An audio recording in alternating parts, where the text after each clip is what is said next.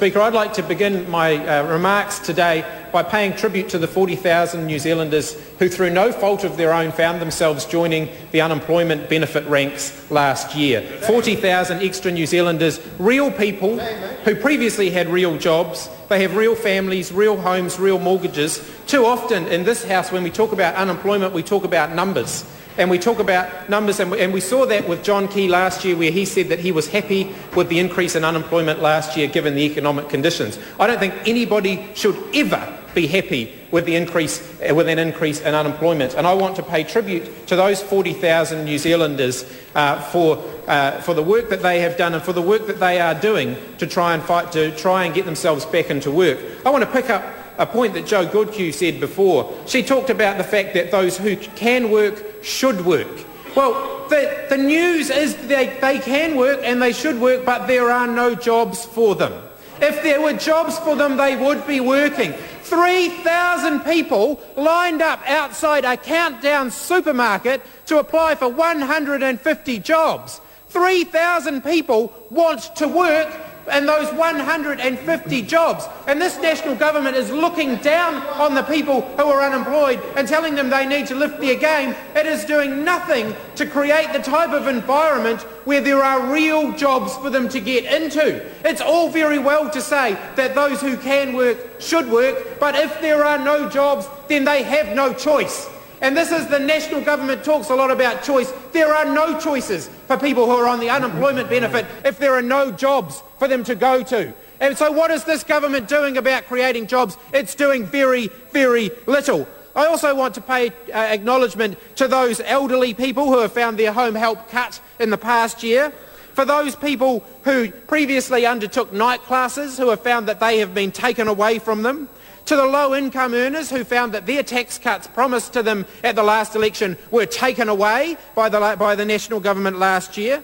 I want to acknowledge our police force who have found their police cars taken away by the national government that said that it was pro-police before the election. This is a government that has taken its eye off the ball already. It's already taken its eye off the ball and it has no vision for New Zealand. John Key's speech was all sizzle and no sausage. There was absolutely no substance to John Key's hollow rhetoric about aspiration for New Zealand. It was a regurgitated list of announcements that the National Party already made last year. There was nothing in there to give New Zealanders hope that the future will be better. And as Tom Scott pointed out in his cartoon this morning, the message to New Zealanders who want to catch up with the wages in Australia is that they should just move there. They should just move there. If any New Zealanders want to earn the types of wages that they're earning in Australia, the message from this national government is get on a plane and go there. Join the Australians, because this government has no plan to lift wages in New Zealand. In fact, the best thing that they can promise is that they are going to increase the price of a basket of groceries when people go to the supermarket. They are going to increase the price of getting a visit to the doctor. They are going to increase the price of day-to-day living for ordinary New Zealanders so that they can give tax cuts to those at the top of the heap, those who earn the most money, so that John Key can get a big fat tax cut, so that the chief executive of Telecom can get a big fat tax cut. That's what this government want to do. They want to increase the cost of day-to-day living for ordinary New Zealanders so that they can give tax cuts to those at the top of the heap. And I don't think that that's something that any New Zealander should look forward to. I don't think that's something that will give any New Zealander hope for a better future. That is not something that delivers on John Key's promise to be ambitious for New Zealand. Mr. Speaker, I want to talk mostly about John Key's other big idea in his speech, which is the national standards in education. The government's plan for education appears to amount to little more than turning teachers and parents against each other. The national government's goal to lift standards in education is to completely destroy any relationship of trust between teachers and parents, to create an impression with all parents that teachers are simply out to rort the system, that they're not there for the good of the kids. They're not there for the good of the kids, that they're out there to hoodwink parents and to pull the wool over the parents' eyes. Well, I've got news for them. I visited every single school in my electorate during last year. I spoke to all of the primary teachers in their staff room. I did not find one.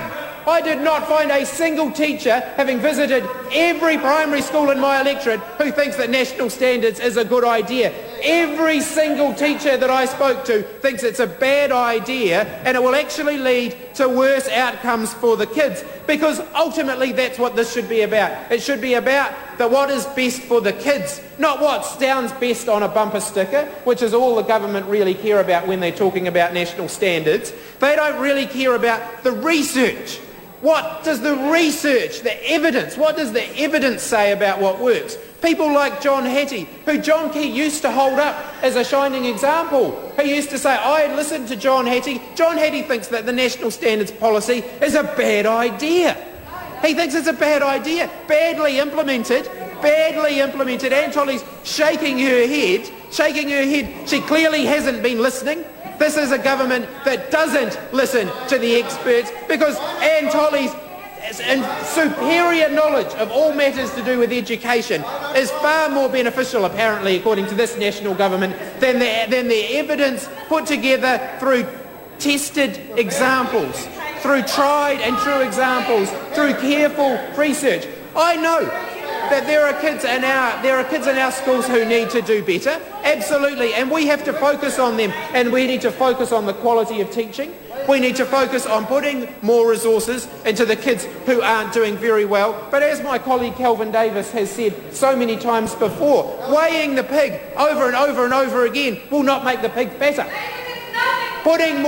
Giving the pig more food will make the pig fatter, and this government is doing nothing to do with that. Instead, they're spending millions of dollars on a massive PR exercise to promote the National Party. Millions of dollars on little flyers with the National Party logo on them that they're putting into people's letterboxes to tell them that national standards are a good idea, because parents are wising up to it, because they are actually talking to the teachers. They're actually sitting down with the teachers and they're realising that these national standards add nothing.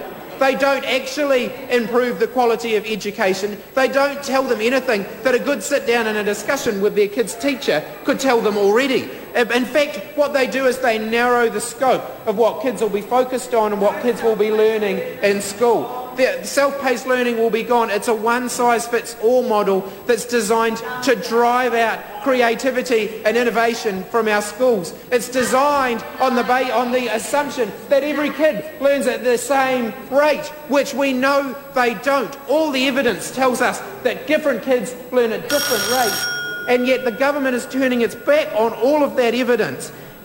The government seemed to have ignored the fact that some of our most innovative people, some of our most successful entrepreneurs, are the people that the one-size-fits-all education system actually drove away.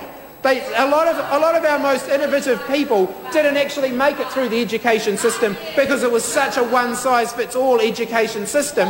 And what the government want to do is exacerbate that problem with their national standards policy, because they have no comprehension of what it will actually take to lift student achievement, which is a focus on quality teachers, a focus on giving the teachers the resources and the acknowledgement that they require. And having the government launching a $20+ million campaign up and down the country to tell teachers they're rubbish and they're not doing a good job will not do that. To tell parents that they should distrust the teachers in their school and to tell parents that the teachers aren't giving the information they should get, to somehow think that that's going to raise their standard of education in our schools is just rubbish. And yet that is what this government are focused on. Mr. Speaker, the John Key speech to the Parliament yesterday was simply a rehash of announcements from last year. It contained no new ideas. It contained no hope for the future, no real agenda to catch up with Australia. But there's one thing. To conclude, there is one example. I can find one example of where the national government have caught up with Australia. We had a much lower unemployment rate than Australia did before National came into government, and now we have a much higher rate than Australia. So they've caught up with Australia on only one measure. We've now got more unemployed people.